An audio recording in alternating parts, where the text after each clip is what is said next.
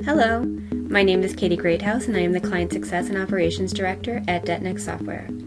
DebtNext Software has been providing recovery management solutions to the nation's largest companies across multiple industries such as utilities, financial services, telecom, and state and local government for over 18 years. The updated CFPB's Regulation F rules on clear and conspicuous communication and consumer communication preferences will have an impact across all these industries. We have added new functionality to the DebtNext platform that makes it easy to meet the new CFPB requirements within Regulation F. Today we will focus on balance itemization and consent management with the DebtNext platform. We'll start with the new validation notice format. This requires that the balance due be clearly defined from a specified point in time known as the itemization date. The itemization date is an event in the debt's history that provides a reference point that is recognizable to the consumer. The sample debt collection validation notice many of us have seen by now clearly displays the consumer's current balance due, reflecting interest, fees, payments, and credits since the itemization date.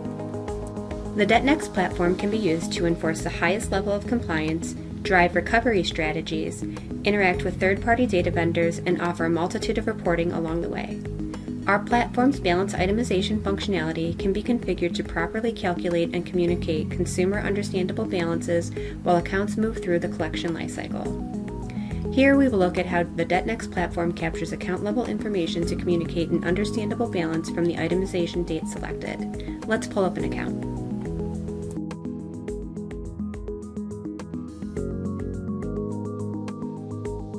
The account summary screen shows pertinent account-level information, and what we're going to focus on is the account details section. This section of the account shows several dates that can be used for itemization. On this example, we see that Kira Wentz had an account with BankNext with a charge-off date of 3/31/2014 in the amount of $3,662.22 and has a data source status of write-off. Since charge-off, this account has received consumer payments, fees, and credits and has a current balance of $3,262.22. From here, we can easily navigate to view the balance itemization breakdown. As you can see on this page, the account is using the BankNext source status configuration. This configuration is set to use the charge-off date as the itemization date and the charge-off amount from the BankNext source system. The itemization date can be configured at the account source system status level so that accounts can utilize different itemization dates at different points of the collection lifecycle. These settings can be managed by you on your system, allowing for a highly configurable solution. Now that we've seen how the system can be configured and calculates the values needed to provide a clear itemization, let's look at how this is communicated to agency partners. If we navigate to the placements history for this account, we see that it has been placed with multiple agencies. If we view the details of the most recent placement, which is currently with the secondary agency, we can look at the account notice that was generated for the secondary agency placements. Let's look at the fields that can be configured to be included in the outbound file transfer notice. In column F, we're showing which field is being used as the itemization date, and G is showing that date. H is the field used to get the amount, and I is the amount. J, K, and L are the interest, fees, and credits that have been added to the account since the itemization date. M is the sum of columns I through L. The account notice sent to the agency clearly displays the consumer's current balance due of $3,262.22, reflecting the interest, fees, payments, and credits since the itemization date. Here you'll see that you can easily provide a clear and concise validation notice to the consumer with the information provided in the account notice.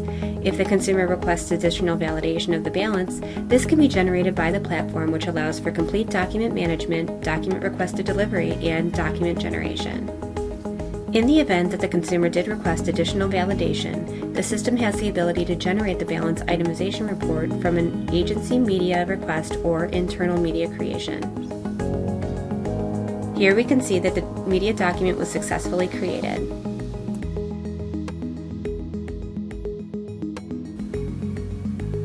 The itemization report is created from a Word document, so it can be customized to include any names, logos, any account level information, the balance itemization attributes, the transaction detail, and complete transaction history breakdown.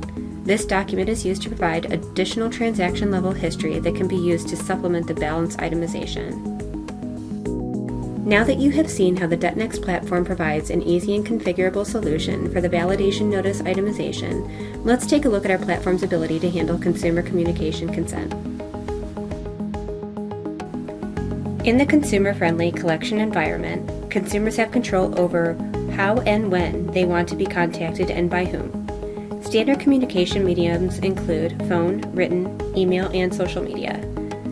If a consumer has opted out of receiving communications at a specific email address or telephone number for text messages or other electronic medium address, the debt collection rule prohibits a collector from continuing to send communications through that medium for which consent was revoked. Using the platform's communication consent management, you can capture the consumer's communication preferences, including granting and/or revocation of consent. Consent can be tracked at any communication medium level, including phone, text, email, social media, and written. Consent can be captured and updated by the source system, third-party vendor, or inventory search screen. If consent is updated, it is shared with current and future agency placements. Let's look at how easily consent can be updated. Since the platform has no limit on the amount of phone numbers that can be stored, the consent to call and text is carried at the phone number level. Here, we can view the details of the phone number and update the consent.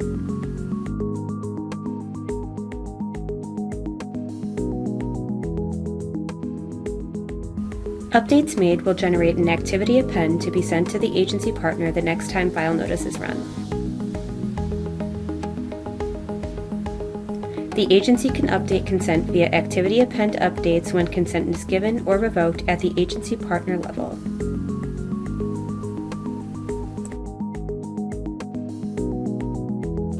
So the platform supports the management of consumer communications consent as the account moves through the collection process.